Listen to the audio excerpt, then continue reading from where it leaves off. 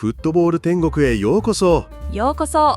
今回のテーマは J1 リーグもちょうど折り返し地点に入ってきたということで、降格圏3チームのハーフシーズンの成績を確認していきたいと思います。単純な順位は順位表を確認すればわかるのですが、当チャンネルの確認方法は昨シーズンの同時期の成績と比較し、去年より強くなっているか弱くなっているか、その比較から現状のチームの長所短所を探り、改善点を模索していく。それが当チャンネルのスタイルとなっております。では早速、各チームの昨シーズンとの比較データを見ていきましょう。まずは20位横浜 F マリノスから。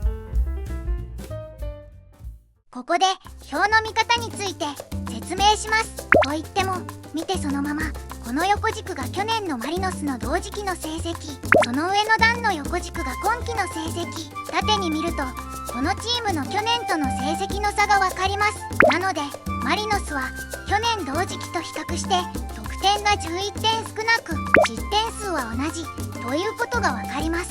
なので去年と比べて勝ち点が12少なく、同時期12位だったのが今季は20位になっているということが分かりますね。この差分についていろいろつっついていこうというのがこの動画の趣旨です。説明終わり。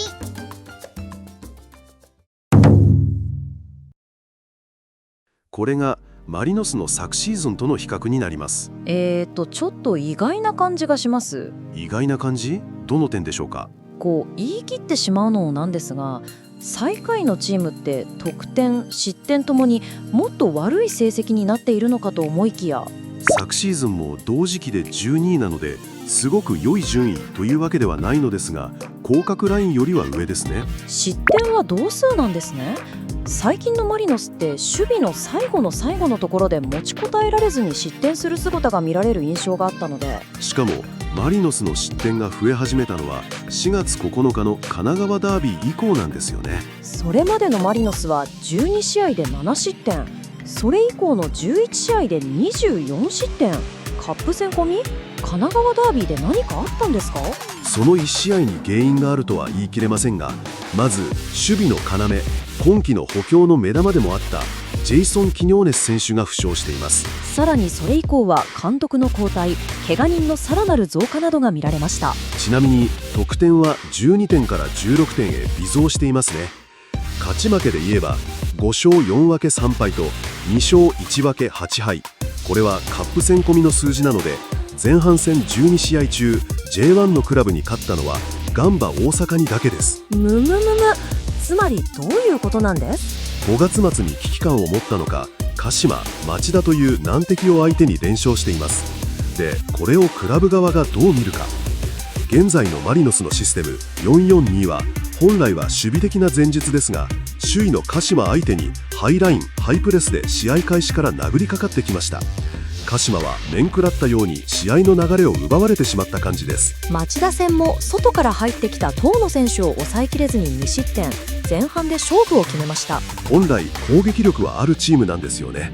これで数字が多少上向いてきました。残留ラインを41に設定すると、残り20試合で勝ち点27、1試合平均勝ち点 1.35、勝ち点昨シーズンが 1.37 なので、去年の同じくらいのペースで勝ち点を稼げれば残留の目もなくはないです。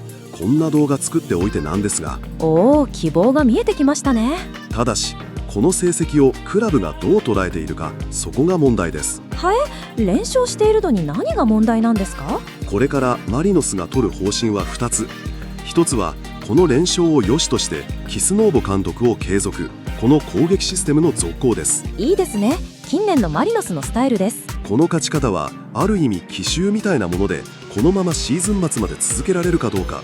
毎回奇襲だと奇襲にならない？さらに最終ラインの怪我人に加え、エガト選手の神戸への移籍、守備の不安は解消されていません。この戦い方ではシーズン終了まで持たない？おそらくは。もう一つの現実的な方法としては、監督を変えて守備の再構築をし、地道に残留を目指す方法。つまんなくないですかそれ？そうなんですよ。問題はまさにそこにあります。楽しいんですよ、攻撃的なサッカーは。やってる方は。そりゃまあね。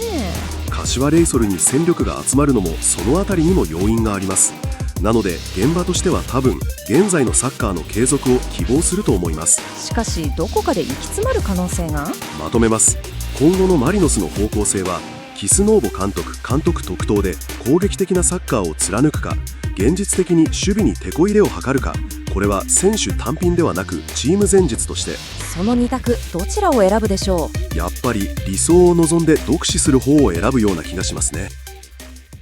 続きましてアルビレックス新潟です。昨年15位と残留圏内にいた時と失点は同数なんですね。得点が4減ってます。何の因果か得点4減らして勝ち点も4減っています。ちなみに昨年と同数の勝ち点だと今季は17位と残留圏にいることになります。そして1点差で負けた試合が6試合。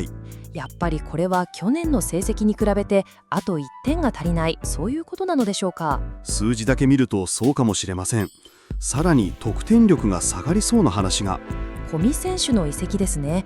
これは驚きました。ただ今季の得点者を上から見ると長谷川選手が6ゴール、矢村選手が4ゴール、そして小見選手が2ゴールで、リーグ終了時のデータになりますが、昨年の得点者を上から見ると谷口選手が10ゴール、藤原選手が5ゴール、長倉選手が5ゴール、小野選手が4ゴール。長倉選手の抜けた穴を矢村選手が見事に埋めてる感が。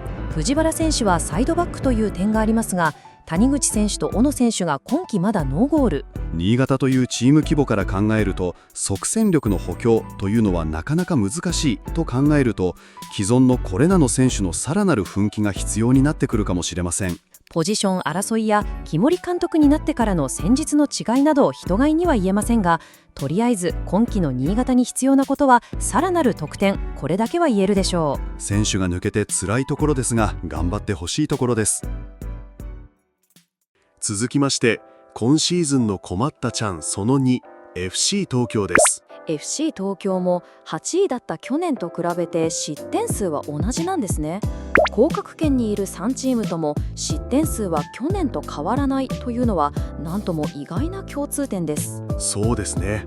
以前 J リーグが出した今季序盤のレポートも昨シーズンと比較して1試合平均得点数は 0.49 点とわずかながらに減少しているそうです。得点が減っているということは？そうです。去年より守備力が平均して高くなっている今年の J リーグ、その守備網を破ることに苦労しているチームこそが下位に低迷している。少なくとも降格圏にいる3チームにはこのようなことがデータ上から読み解くことができます。で、今季の複数得点者はマルセロ・ヒアン選手が4得点、佐藤ケイン選手が3得点以上です。で、昨シーズンのチーム内得点王は荒木選手で7得点、続いて中川選手、引退したディエゴ・オリベイラ選手が6得点、次に遠藤選手が5得点です。これはシーズン終了時の数字なので単純に割る2するとちょうど良い比較になりますが、これ昨年のアシスト王も移籍した荒木選手と松木選手だ。そりゃ得点力も落ちますかね。監督そのものが変わっているので一概には言えませんが、監督の戦術が浸透していないという考えもすでに折り返し地点にいる現状、理由にはなりませんしね。 FC 東京の現状の問題点とどうすれば成績が上向くのかに関してはすでに別動画で言及しておりますが、ズバリストライカーとピッチの中央で変化を加えられる選手の補強です。そういう意味では長倉選手の補強は的確だと言えそうですが。そうですね。もう一つの指摘である荒木選手の代わりの補強がありませんでしたが、これで長倉選手とマルセロ・ヒアン選手がシーズンを通してゴールを重ねてくれれば成績の向上はあり得るということですね。欲を言えばピッチの中央でボールをつなぎ止めることのできる選手は欲しかったんですけどね。ここで驚きの情報です。元浦和レッズ、元デンマーク代表のアレクサンダー・ショルツ選手を FC 東京が獲得したという報道が出ました。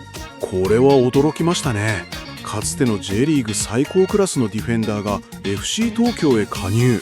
これで FC 東京の降格の可能性はかなり低くなったと捉えてよろしいのでしょうか。かなりお金もかかっている。一説には3億円との噂もでしょうが、最重要な補強ポイントとは少しずれている感がなんとも。とはいえこれで降格したら逆にすごいまであります。それはそう。横浜 FC に関しては昨シーズンの参考とできる数字がありません。なのでとりあえず J2 昇格組ということで昨シーズンのサガン鳥栖のハーフシーズンとの比較にしてみましたが、あんまり参考になりませんね。チーム単独で見ると失点数はリーグ10位タイ。昨シーズンの J2 最小失点の守備力は J1 でも通用しています。メンツは多少変わっていますが、横浜 FC といえばやはり福森選手の悪魔の左足をはじめにある程度割り切ったサッカーのイメージがありますね。横浜 FC の成績を向上するために必要なこととはどんなことでしょやはり攻撃力の向上。 J1 に通用している守備力に対して得点13はリーグ最下位です。堅い守備力、割り切ったサッカーで J1 残留を目指しているのでなかなか難しいところではありますが、後半戦に向けて得点力の向上は必須と言えます。なので総合力のルキアン、ハイボールに強い桜川、経験の武蔵、三者三様のフォワードの誰かのさらなる爆発、そして2列目の得点力の向上、この辺りが鍵になります。う。得意のロースコアゲームに持ち込んでそんなギリギリの試合をどれだけものにできるかということですね。そうですね。監督、選手のみならずサポーターまでもがそんなヒリヒリする極限の状況がこれからも続いていくと思われます。週6位湘南ベルマーレはいかがでしょう。昨シーズンの同時期は18位と降格圏にいました。スタートは良かったのですが、ディフェンシブハーフの選手の移籍、負傷などもあり、1枚の中盤の外の両脇を突かれることが多くなり、さらに小野瀬選手の負傷も重なり、じわじわと順位を落とした感じですね。これワンボランチだと中盤の底の両脇を使われ、ダブルボランチだと最後に攻め手に人数を欠くという二律背反のような状態です。ただ、昨シーズンとの比較では得点が10減り、逆に失点も11減りました。福田選手の海外移籍や鈴木選手の A 代表初招集などポジティブな要素もいくつか見られました。失点を大幅に減らしている要因は戦術の浸透と選手の成長にあります。移籍した福田選手の穴はルイス・フェリッピ選手でなんとか埋まりそうですし、負傷者が戻ってこれば再浮上の可能性は十分にありますね。そうですね。昨シーズンも逆襲が始まったのは7月に入ってからでした。再浮上の鍵は中盤の外の脇、ウィングバックの裏のスペースをいかに埋めつつ得点力を向上させるか、ここにあります。観戦の際もこの点を注意して見てみるとより試合が楽しめるかもしれませんね。ということで、とりあえずリーグ下位5チームについて昨シーズンの成績と比較してみました。 FC 東京 F マリノスに関してはまた別の視点で問題点を掘り下げている動画がありますので、そちらもぜひご覧ください。ご視聴ありがとうございました。高評価、チャンネル登録をぜひよろしくお願いします。